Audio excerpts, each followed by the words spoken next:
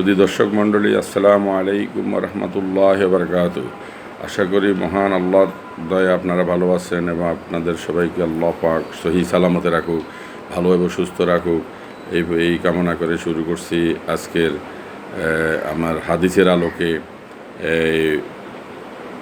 হজ এবং কোরবানি যে আলাপ করতেছি সে আজকে আলাপ করব আকিকা সম্পর্কে। আকিকা রসুল পাক সাল্লাল্লাহু আলাইহি ওয়াসাল্লাম আকিকা কীভাবে দিতেন বা কীভাবে সাহাবীদেরকে নির্দেশ দিয়েছেন, উনি কীভাবে সাহাবীদেরকে আকিকা করার জন্য উনি উনি কি করতেন আকিকার জন্য, এটা আমরা আলোচনা করব। আসুন শুরু করা যাক। এই যে আল্লাহ আপনাদেরকে হেফাজত রাখুক। আজকেও এই করোনা ভাইরাসে 54 জন মারা গেছে আজকেও, এটা অত্যন্ত উদ্বেগজনক। আসুন আমরা দোয়া করি আল্লাহ যাতে আমাদেরকে তাড়াতাড়ি এই আসমানি জমিনি বলা মজবুতে ফানা দেয় বা আমাদেরকে উদ্ধার করুক। তো শুরু করা যাক। আকিকা রাসূলুল্লাহ সাল্লাল্লাহু আলাইহি ওয়াসাল্লাম আকিকা অধ্যায়, আকিকার সম্পর্কে যে হাদিস আসছে এগুলো বুখারী শরীফে 5063 নম্বর হাদিস আসছে। হযরত আবু মুসা আশআরী রাদিয়াল্লাহু আনহু থেকে বর্ণিত। তিনি বলেন, আমার একটি ছেলে জন্ম হলো। আমি তাকে নিয়ে নবী করিম সাল্লাল্লাহু আলাইহি ওয়াসাল্লামের কাছে উপস্থিত হলাম। তিনি তার নাম রাখলেন ইব্রাহিম এবং একটি খুরমা চিবিয়ে তার মুখে দিলেন। অতঃপর তার বরকতের জন্য দোয়া করলেন। তারপর তাকে আমার নিকট দিয়ে দিলেন। এই ছিল আবু মুসা আশআরী রাদিয়াল্লাহু আনহু এর সর্বজ্যেষ্ঠ সন্তান। শুনলেন একটা যে কীভাবে আকিকা রাখছে। খেজুর এই খোরমা মুখে চিবিয়ে খোরমা মুখে দিছে। 5064 নম্বর হাদিসে হযরত আয়েশা সিদ্দিকা রাদিয়াল্লাহু আনহা থেকে বর্ণিত। তিনি বলেন, একবার একটি নবজাত শিশু নবী করিম সাল্লাল্লাহু আলাইহি ওয়াসাল্লামের সামনে মিষ্টি মুখ করানোর জন্য নিয়ে আসা হলো। শিশুটি নবী করিম সাল্লাল্লাহু আলাইহি ওয়াসাল্লামের কোলে প্রস্রাব করে দিলেন। তিনি প্রস্রাবের উপর পানি ঢেলে দিলেন। এরপরে এটা এই পর্যন্ত বর্ণনা আছে। 5065 নম্বর হাদিসে হযরত আসমা বিনতে আবু বকর রাদিয়াল্লাহু আনহু থেকে বর্ণিত। আসমা বিনতে আবু বকর হল হযরত আবু বকর রাদিয়াল্লাহু আনহুর জ্যেষ্ঠ কন্যা, বড় কন্যা। যে হযরত আসমা হল আবু বকর রাদিয়াল্লাহু আনহুর কন্যা। তিনি মক্কায় অবস্থানকালে আব্দুল্লাহ ইবনে জুবায়ের রাদিয়াল্লাহু আনহু তার গর্ভে আসে। সুবহানাল্লাহ। তিনি মক্কায় অবস্থানকালে আব্দুল্লাহ ইবনে জুবায়ের, বিশিষ্ট সাহাবী, বহুত বড় সাহাবী, তার গর্ভে আসে। গর্ভকাল পূর্ণ হওয়ার নিকটবর্তী সময় আমি হিজরতের জন্য মদিনার উদ্দেশ্যে যাত্রা করলাম এবং কোবা পল্লীতে অবস্থান করলাম। উনি মক্কা থেকে মদিনা চলে এসে হিজরত করি এবং কোবা পল্লীতে অবস্থান করলেন। এই কোবাতেই আব্দুল্লাহ ভূমিষ্ঠ হলো। অতঃপর আমি তাকে রাসূলুল্লাহ সাল্লাল্লাহু আলাইহি ওয়াসাল্লামের নিকট নিয়ে এসে তাকে তাঁর কোলে তুলে দিলাম। তিনি খোরমা খেজুর চেয়ে আনালেন। রাসূলুল্লাহ ইসলাম খোরমা এবং খেজুর চেয়ে আনালেন এবং তা চিবিয়ে তার মুখে দিলেন। সুতরাং তার পেটে সর্বপ্রথম যে বস্তু প্রবেশ করলো তার রাসূলুল্লাহ সাল্লাল্লাহু আলাইহি ওয়াসাল্লামের মুখের লালা। অতঃপর চিবানো খেজুর তার মুখে দিয়ে দিলেন এবং তার জন্য দোয়া করলেন এবং তাকে মুবারকবাদ জানালেন। মদিনায় মুসলমানদের মধ্যে তিনি সর্বপ্রথম জন্ম লাভ করেছিলেন। এই জন্য তার জন্মে মুসলমানরা অতিশয় আনন্দিত হয়েছিল। কেননা মুসলমানদের সম্পর্কে গুজব ছড়ানো হয়েছিল যে তাদের উপর ইহুদিদের জাদুটোনা রয়েছে, সুতরাং তাদের কোনো ছেলে মেয়ে হবে না। তো শুনলেন যে হযরত আসমা বিনতে আবু বকর রাদিয়াল্লাহু আনহুর এই হাদিসটা, হযরত আবু বকর রাদিয়াল্লাহু আনহুর মেয়ে যে হাদিসটা বর্ণনা করছে এটা শুনলেন যে উনি খোরমা এবং খেজুরের চিবি লালাসহ ওনার মুখে আব্দুল্লাহ ইবনে জুবায়েরের মুখে দিয়ে দিয়েছেন। এইভাবে উনি আকিকা করছে। তারপরে 4 নম্বর হাদিস হইল 5063 নম্বর হাদিস হইল হযরত আনাস ইবনে মালিক রাদিয়াল্লাহু আনহু থেকে বর্ণিত।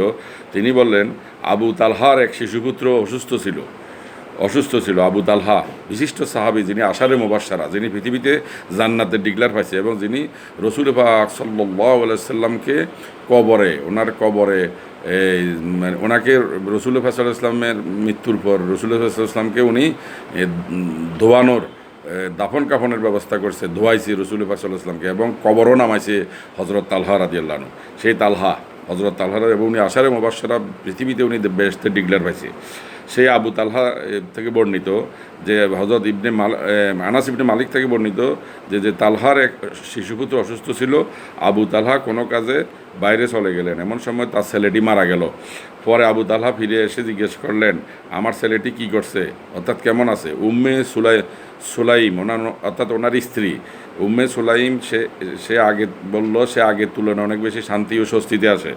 অতঃপর তিনি স্বামীকে রাতের খাবার এনে সামনে দিলেন এবং তিনি তা আহার করলেন। তারপর স্ত্রীর সাথে তার মিলন হলো। যৌন মিলনের পর স্ত্রী বলেন, এ মৃত ছেলেটিকে দাফন করে আসেন। ভোরে আবু তালহা রাদিয়াল্লাহু আনহু নবী করিম সাল্লাল্লাহু আলাইহি ওয়াসাল্লাম নিকট এসে সমস্ত ঘটনা খুলে বলেন। তখন নবী করিম সাল্লাল্লাহু আলাইহি ওয়াসাল্লাম তাকে জিজ্ঞেস করলেন, রাতে তোমার স্ত্রীর সাথে কি তোমার মিলন হয়েছে? তিনি বলেন, হ্যাঁ। তখন নবী করিম সাল্লাল্লাহু আলাইহি ওয়াসাল্লাম দোয়া করলেন, হে আল্লাহ, এত ভয়কে বরকত দান করো। উম্মে সুলাইম বলেন, অতঃপর আমার একটি ছেলে হলো। তখন আবু তালহা আমাকে বলেন, হযরত তালহা আমাকে বলেন, নবী করিম সাল্লাল্লাহু আলাইহি ওয়াসাল্লামের নিকট নেওয়া পর্যন্ত একে হেফাজতে রাখো। তারপর তিনি তাকে নবী করিম সাল্লাল্লাহু আলাইহি ওয়াসাল্লামের নিকট নিয়ে গেলেন। উম্মে সুলাইম তার সাথে একটি খেজুরও ফাটিয়ে দিলেন। নবী করিম সাল্লাল্লাহু আলাইহি ওয়াসাল্লাম তাকে কোলে তুলে নিলেন এবং খেজুরগুলো নিয়ে তার চিবিয়ে তার মুখ হতে বের করে ওই শিশুর মুখে দিলেন। রাসূলুল্লাহ ইসলামের মুখে চিবিয়ে খেজুরগুলো নিয়ে ওর মুখে দিলেন। এটা দিয়ে তিনি শিশুটির মিষ্টি মুখ করালেন এবং তার নাম রাখলেন আব্দুল্লাহ। আব্দুল্লাহ ইবনে জুবাইর। তারপরে আকিকা দিয়ে শিশুর বিপদ দূর করা, এই সাইডটা শুনলেন, যেটা উনি খেজুর দিয়েই ওদের নামও রাখছে এবং মিষ্টিমুখ করাইছে এবং আকিকা করছে এই খেজুর দিয়া, এবং ওনার মুখের লালা ঢুকছে ওইটার মধ্যে। রসুলের পাঁচলামের অনেক বরকত। উনি ওনার সাথে কারো তুলনা করে লাভ নাই। ওনার ছিল শ্রেষ্ঠ নবী, শ্রেষ্ঠ রসুল, শ্রেষ্ঠ মহামানব।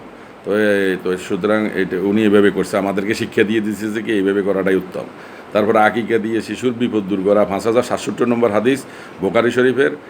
হযরত সালমান ইবনে আমের দাব্বি রাদিয়াল্লাহু আনহু থেকে বর্ণিত। তিনি বলেন, আমি রাসূলুল্লাহ সাল্লাল্লাহু আলাইহি ওয়াসাল্লামকে বলতে শুনেছি, ছেলের জন্মের সাথে সাথে আকিকা করা আবশ্যক। অতএব তার পক্ষ থেকে তোমরা রক্ত প্রবাহিত করো, অর্থাৎ জন্তু জবেহ করো এবং তার উপর হতে কষ্ট দূর করো। এখন এই পর্যন্ত শুনেছেন। এই পর্যন্তই হাদিস যে এই জন্তুর কথা এখানে আসছে 5067-তে। তো এই জন্তু জবে করার জন্য বলছে এবং কইছে তোমরা রক্ত প্রবাহিত করো, অর্থাৎ তার থেকে কষ্ট দূর করো, বাচ্চা থেকে কষ্ট দূর করো। এটা হলো 5067। আর আগের হাদিস যে ওটা পড়ছি 500টা, এটা হইলো মিষ্টি মুখ করাইছে উনি খেজুর দিয়ে, ওনার লালা সহ মধ্যে ঢুকছে। এইভাবে উনি আমাদেরকে শিক্ষা দিয়ে গেছে। তো আসুন আমরা সেই তরিকায় যেভাবে রাসূলুল্লাহ শিক্ষা দিয়েছে সেইভাবে আমরা আমল করি এবং এইভাবে আমরা আকিকা করি। আকিকার পর্ব শুনলেন। অন্যান্য হাদিসেও কিন্তু এই একইভাবে আকিকার কথা, অন্যান্য হাদিসেও কিন্তু একইভাবে আসছে। তো সুতরাং আমি বুখারী শরীফে যেগুলো এখন বর্ণনা করলাম এইটাই ফলো করলে হবে। অন্য হাদিসেও একইভাবে আসছে, এর ব্যতিক্রম কিছু নাই। তো এই জন্য আবু দাউদ, তিরমিজি, ইবনে মাজাহ এগুলো তো এগুলো ফলো আর দরকার নাই। এই জন্য আমি এগুলো বর্ণনা করলাম 5টা হাদিস। আসুন আমরা এগুলো আমল করি এবং এইভাবে আমরা ছেলে সন্তানের বাচ্চাদের আগে করি। কিন্তু এখানে ওই মেয়ে সন্তান হইলে কতটা, ছেলে সন্তান হইলে কতটা, এইগুলোর কিন্তু আমি এখানে বুখারী শরীফে কোনো হাদিসে পাই নাই যে এগুলা আমি জানি না। এই বুখারী শরীফে আমি পাই নাই মেয়ে সন্তান হইলে কতটা, ছেলে হইলে কতটা, এই ধরনের কোনো কিছু আর আছে কিনা। তা আজ এই পর্যন্ত। আমার জন্য দোয়া করবেন। আসসালামু আলাইকুম ওয়া রাহমাতুল্লাহি ওয়া বারাকাতুহু।